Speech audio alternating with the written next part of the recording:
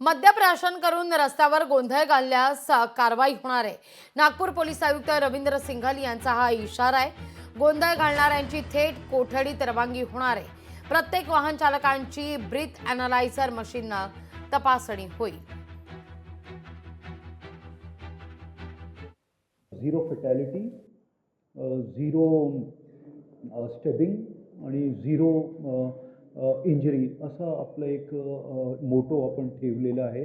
नाकाबंदी लावणारे बॅरिकेड्स ठेवून आणि ब्रेथ ॲनालायझरचा वापर करून आणि जास्तीत जास्त जे आहे आपण लोकांपर्यंत मेसेज पोहोचवण्याचा प्रयत्न करतोय की कोणी दारू पिऊन किंवा नशेत बाहेर अननेसेसरी हे करू नये आणि याच्यामुळे काय भांडण होतात आणि नंतर कुठली परिस्थितीपर्यंत लोक पोहोचतात। मग असं काय होऊ नये ही आमचा हेतू आहे। लोकशाही मराठी ऐका, पहा, जागरूक रहा।